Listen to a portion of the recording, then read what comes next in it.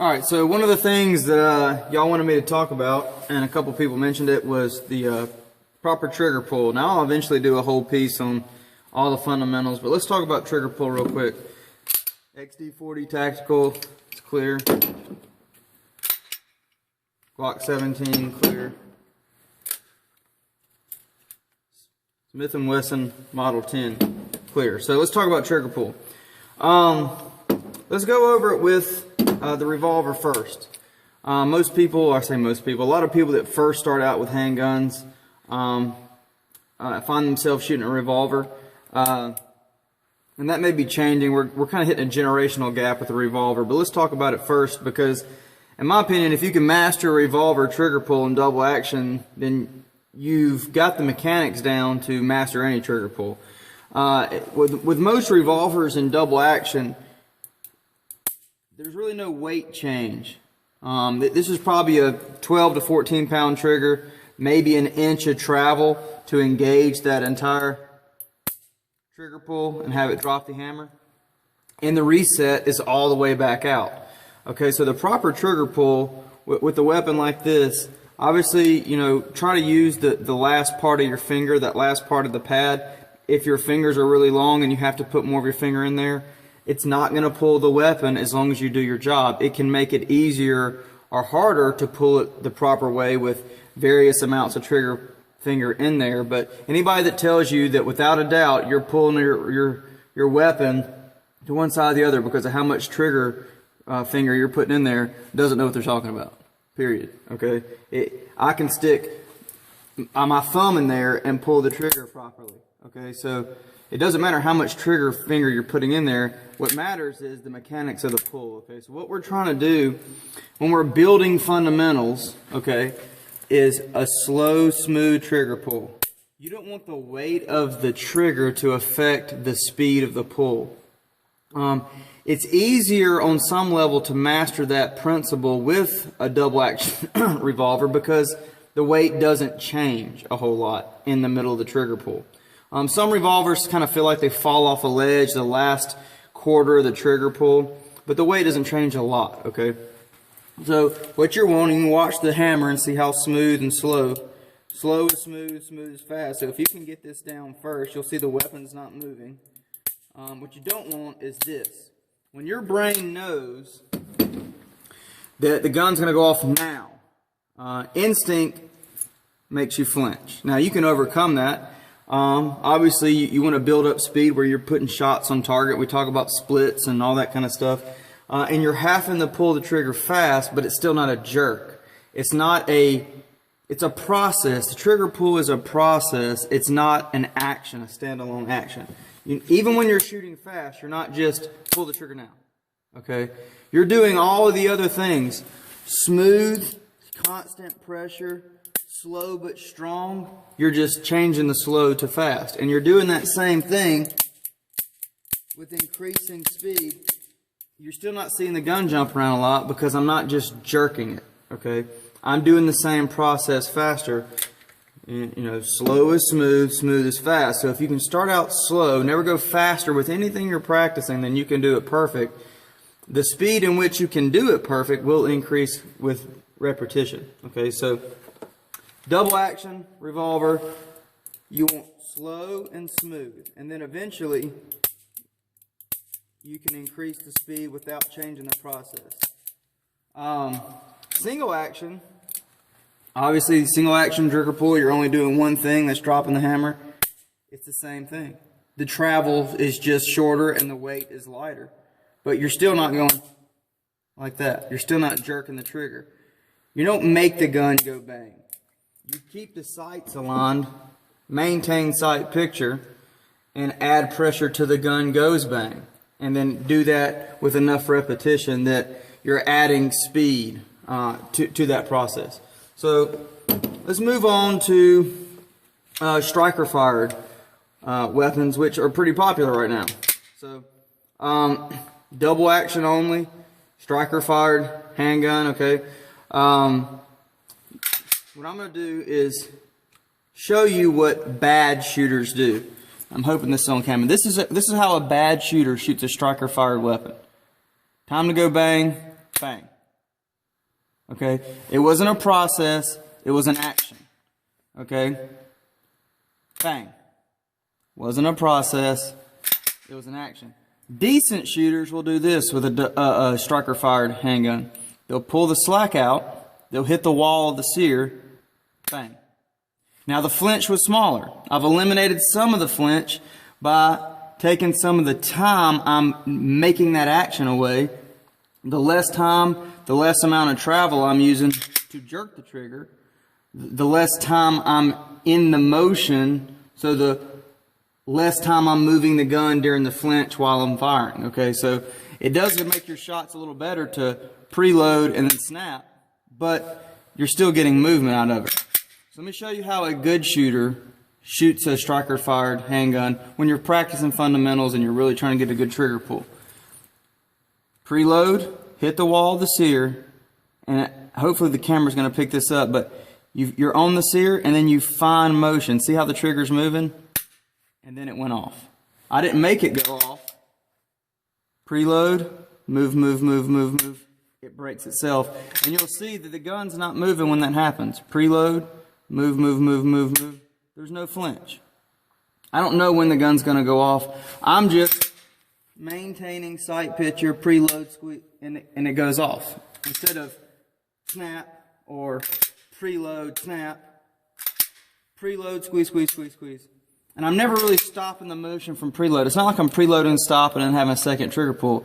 You know, finger straighten off the trigger. Brain says shoot the gun, go to the trigger, preload, please squeeze, squeeze, squeeze, squeeze, and it breaks. And then you do that with increasing speed. Preload, squeeze, bang. And you're not jerking it. And you can get speed on that trigger pull as long as you're seeing it as a process. Adding pressure, maintaining strength, and my mind and my hand is controlling the speed in which the trigger's coming rearward, not the weight or the mechanics of the trigger itself.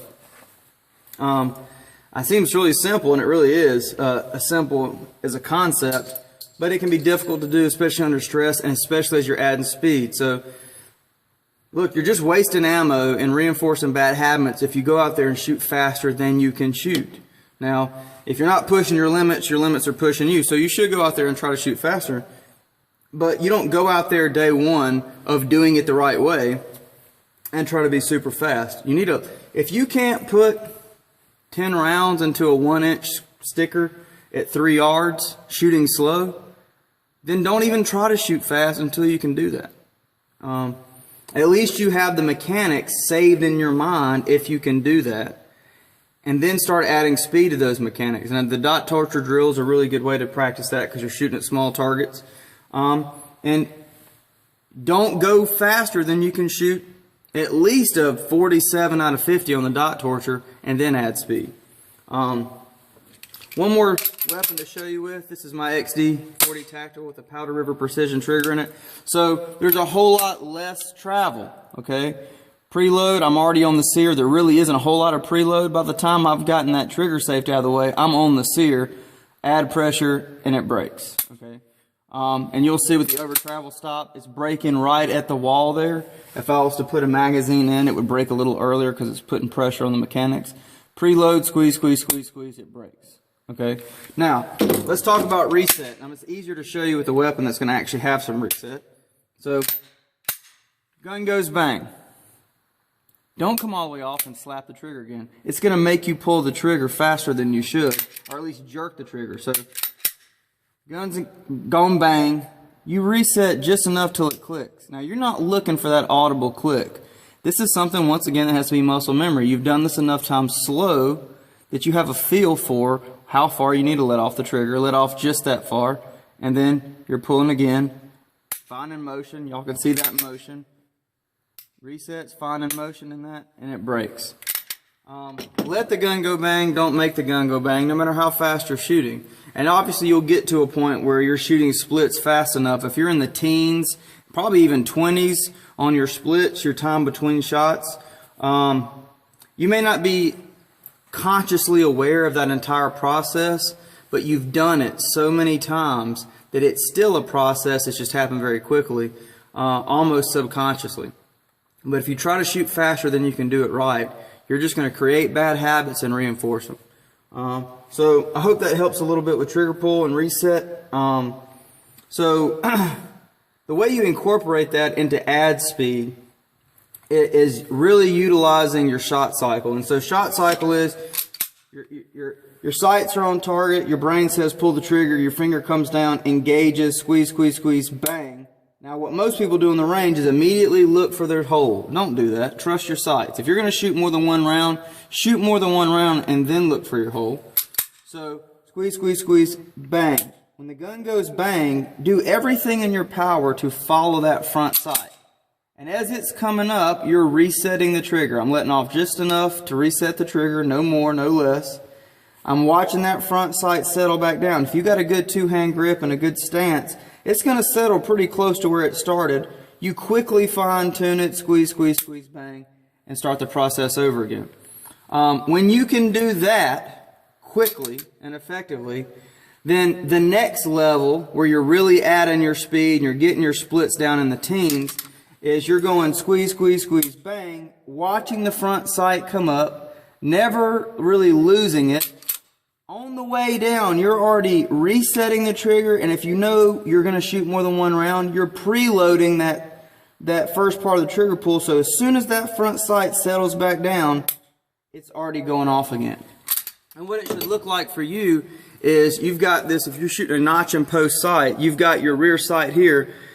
You're starting off, okay, sight picture and alignment, squeeze, squeeze, squeeze, bang, follow the front sight, follow the front sight, follow the front sight, reset the trigger, start preloading that sear. As soon as it settles down, bang, bang, bang, bang. And so you're doing the whole process, but you're using the time that's really wasted if you're not using it during the recoil of the weapon to reset and preload the trigger again, so that by the time it settles back down, you're almost just bouncing your front sight in that alignment, bang, bang, bang, bang, bang, and you're getting a flash sight picture.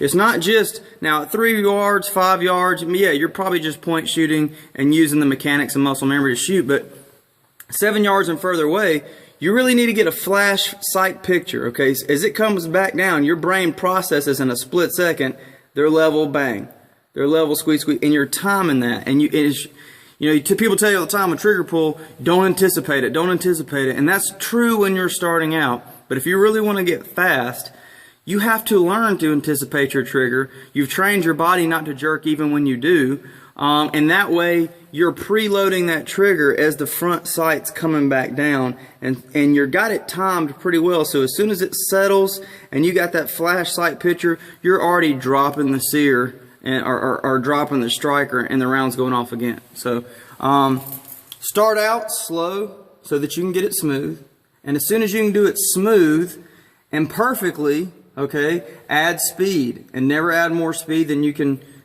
manage, and still do it the right way, and you will eventually work your way into shooting really quickly. And it will happen faster if you pace yourself reasonably than if you try to get ahead of yourself. It's kind of like riding motorcycles. I started out with an EX500 Ninja, and I rode it for a couple of years, and then I got a ZX6R and went from the 2 cylinders to the 4 cylinders, and it's only 100 cc's difference, but it was a huge difference in terms of performance. Rode that for years, ended up with the ZX10R, the 1000, and it was just asininely fast, and rode it for a few years and started doing stuff and made it faster and faster and faster, and I find myself in this bike, I feel like I'm riding lightning. It's like a roller coaster. You can, off the line, 0 to 60 in 2.7 seconds, you're leaving your stomach behind you. And somebody would walk up and, oh man, that bike's so bad, I'm gonna go get one of those. And I'd say, yeah, you go get a 1000cc bike for your first bike, or go get a 1300 Hayabusa or something ridiculous like that. And even if you're smart enough to not kill yourself, it'll take you longer to be fast on that bike than it would have been if you just started on something small and worked your way up. So when you're practicing trigger pull, start small. Squeeze, squeeze, squeeze, squeeze, squeeze, squeeze, squeeze, squeeze, squeeze, squeeze, squeeze. Up, bang. Reset. Squeeze, squeeze, squeeze, squeeze, squeeze, squeeze, squeeze, squeeze, squeeze, squeeze. And when you can do that and stack rounds in holes at short distances, 3 to 5 yards, every single time, maybe one flyer out of a magazine, then squeeze a little bit faster. You're not stopping the process. You're not changing the process.